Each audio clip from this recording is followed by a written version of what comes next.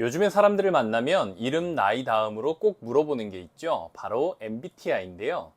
안녕하세요. 저는 ENTJ입니다 하는 순간, 저 사람은 감정보다는 사실을 중시하고 직설적인 성향이겠구나. 혹은 ESFP입니다 하면, 저 사람은 굉장히 사교적이고 흥이 많은 사람이겠네 하고 단번에 그 사람의 대략적인 이미지를 그려버립니다. 그렇다면 과연 이 MBTI는 정말 맞는 걸까요? 내 MBTI는 내 성격을 제대로 대변해주고 있을까요? 여기에도 신기한 설득 기법이 숨어 있습니다. 오늘도 같이 공부해 보시죠. 안녕하세요. 백성훈입니다. 인간은 누구나 자기 이해 욕구라는 것을 가지고 있습니다. 본능적으로 나는 누구인가에 대한 질문에 평생을 걸쳐 답을 찾으려고 하죠. 그래서 자기도 몰랐던 자신의 복잡한 성격과 마음에 대해 정확하게 설명해주고 깨달음을 주면 내가 그래서 그런 거구나 하면서 정체성에 대한 갈증을 해소함과 동시에 약간의 쾌감마저 느끼게 됩니다. 예로부터 많은 사람들이 사주팔자, 관상, 음양오행, 각종 심리 테스트 하다못해 혈액형별 성격 유형까지 그것의 과학적인 근거와 무관하게 열광해온 것은 바로 이 자기 이해 욕구를 해소하기 위한 본능적인 행동입니다. 그리고 최근 가장 유행하고 있는 것은 바로 MBTI죠. 평생을 고민해도 모르겠는 내 성격을 수십 년을 살아도 도저히 완벽하게 알 수 없는 배우자의 성격을 고작 4개의 알파벳으로 정의 내린다는 것은 그 단순함과 직관성 때문에 언제 어디로 튈지 모르는 사람의 마음을 이해했다고 느끼게 만들어 심리적인 안정감마저도 주게 됩니다. 자, 그럼 시작할 때 드렸던 질문처럼 과연 내 MBTI는 나를 정확하게 대변해주고 있는 걸까요? 여기에 대한 답을 드리기 위해서는 설득의 가장 기본적인 법칙 중에 하나인 일관성의 법칙을 알아야 합니다. 일관성의 법칙이란 사람은 과거에 자신이 했던 말, 약속, 행동, 신념에 일관되게 행동하려는 성향이 강하다라는 겁니다. 쉽게 말해 사람은 일단 한번 어떤 선택을 하거나 입장을 취하게 되면 그런 선택과 입장에 일치하게 행동해야 된다는 심리적인 부담감을 느끼게 된다는 거죠. 그리고 그 부담감은 이전에 취한 선택이나 입장을 정당화해서라도 그 일관성을 유지하게 되는데요. 예를 들어서 영희가 인스타그램을 하다가 우연히 유기견과 관련된 안타까운 내용의 릴스를 하나 보게 됐습니다. 사연이 너무 안타까워서 좀 널리 알리고 싶은 마음에 자신의 인스타에도 리그램을 하게 됐죠. 얼마 뒤 지인과의 모임에서 맞다, 영희는 유기견 구조에 관심이 많더라 라는 이야기가 나왔고 얼떨결에 긍정하게 돼버렸죠. 단지 우연히 보게 된 릴스 하나를 리그램했을 뿐인데 어느새 나는 유기견 구조에 관심이 많은 사람이 돼버렸고, 이런 상황에서 누군가가 유기견 구조 활동을 같이 해보자는 제안을 하면 거절하기는 쉽지 않을 겁니다. 1966년 스탠포드 대학의 심리학자 프리드먼과 프레이저의 유명한 실험, 일명 한 발 들여놓기를 보면 이해가 더 쉬울 겁니다. 연구원들이 가정집을 방문해서 집 앞에 안전운전하세요 라고 크고 볼품없는 표지판 설치를 부탁합니다. 이 부탁을 받은 사람들 중 단 17%만이 이를 수락했는데요. 워낙 못생기고 큰 볼품없는 표지판이었기 때문에 어떻게 보면 당연한 일이라고 할 수 있겠죠. 그런데 한 그룹에는 같은 내용이 적힌 아주 작은 스티커를 창문에 붙여달라는 사소한 부탁을 했습니다. 크게 눈에 띄는 스티커는 아니었기 때문에 대부분의 사람들이 이 부탁을 수락했죠. 그런데 며칠 뒤 다시 찾아가 크고 볼품없는 표지판을 설치해달라고 부탁했을 때 무려 76%가 볼품없는 표지판의 설치를 수락했습니다. 엄청난 차이죠? 이게 바로 일관성의 법칙의 힘입니다. 왜 이런 힘이 생기는 걸까요? 사회적으로 봤을 때 일관적이지 못한 사람은 예측이 불가능하고 불안정한 사람으로 보일 수밖에 없습니다. 그리고 수많은 변수가 존재하는 실제 우리의 삶에서 항상 하던 대로 결정 내리는 것은 실패의 가능성을 줄여주죠. 그래서 우리는 본능적으로 일관된 선택을 하기 위해서 노력합니다. 다시 MBTI 이야기로 돌아가 보죠. MBTI는 여러 질문에 자신의 생각을 답하는 방식으로 성격을 정의합니다. 즉 실제로 자신이 외향적이든 내향적이든 계획적이든 즉흥적이든 내 대답에 따라 결과가 달려있다는 거죠. 물론 솔직하게 질문에 답을 하는 경우들도 많겠지만 의도적으로 혹은 더 좋아 보이는 쪽으로 대답할 가능성이 많습니다.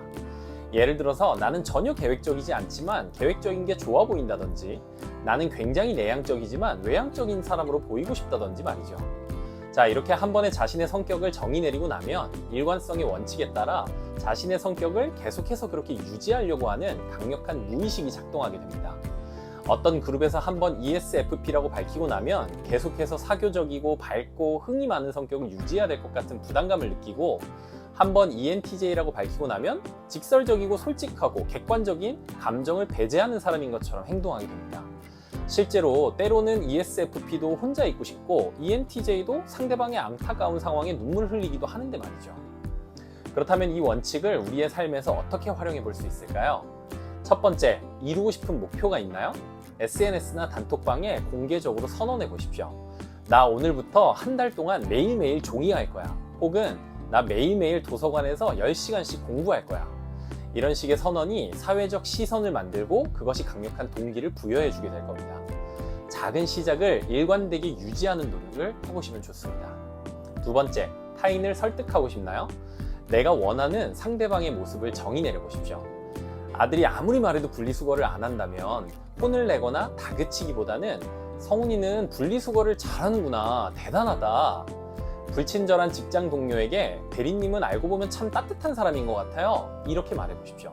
상대방은 어느새 그 모습을 유지해야 한다는 일관성의 원칙에 빠져들게 될 겁니다.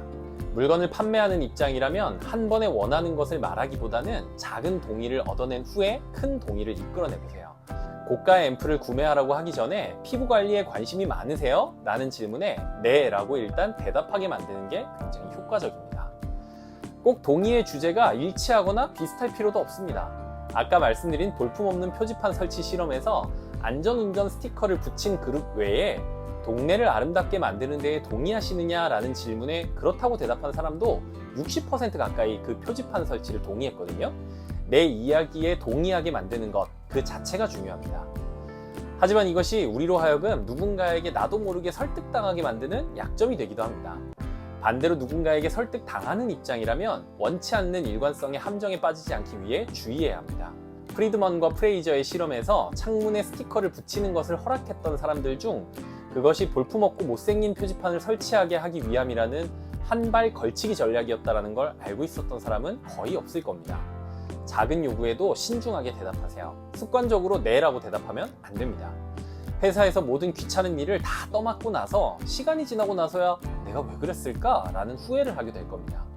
길거리 서명 운동에 쉽게 사인하지 말고 헬스장 무료 체험 행사나 마트 시식 코너도 주의하세요. 필라테스 무료 체험 클래스에 예의상 만족한다고 대답하는 순간 회원권 결제를 권하는 것에 거절하기 어려워질 수 있습니다. 심각하게는 가스라이팅이나 불합리한 일을 꾹꾹 참게 되는 경우들도 생길 수 있습니다. 나는 단순히 누군가를 사랑했을 뿐인데 나를 사랑했다면 이렇게 해야지, 나를 사랑한다며 이렇게 안 하는 걸 보니 나를 안 사랑하네 등 끊임없이 나를 뒤흔드는 시도를 경계하십시오. 만약에 일관성의 함정에 빠졌다는 생각이 든다면 스스로 그때의 결정이 지금도 유효한지 돌이켜보고 상황이 변했으면 일관성을 깨도 된다는 사실을 인지하십시오. 그땐 그랬는데 지금은 달라요. 그것과 이것은 달라요 라고 자신 있게 말하시면 됩니다. 자, 오늘은 설득의 강력한 원칙 중에 하나인 일관성의 원칙에 대해서 공부했습니다. 일관성의 원칙은 복잡한 세상을 살아가는데 불필요한 에너지 소모와 리스크를 줄이는 역할을 합니다. 다만 그로 인해 우리 스스로를 틀 안에 가두는 일관성의 함정이 숨어 있을 수 있습니다. 일관성의 원칙이라는 강력한 심리적인 관성이 우리를 어떻게 움직이는지를 이해하셨다면 우리는 이것을 현명하게 사용해야 합니다. 스스로에게는 긍정적인 성장을 위한 동력으로, 필요에 따라서는 타인을 설득하는 도구로 한번 활용해 보세요. 그리고 누군가가 나를 이 원칙의 힘으로 원하지 않는 곳으로 이끌 때는 이를 눈치채고 단호하게 뿌리칠 수 있길 바랍니다. 오늘도 끝까지 함께 해주셔서 진심으로 감사합니다. 조금이라도 도움이 되셨다면 좋아요 한 번만 꾹 눌러주시면 정말 큰 힘이 됩니다. 다음 시간에는 더 깊이 있는 설득 공부로 찾아뵙겠습니다. 감사합니다.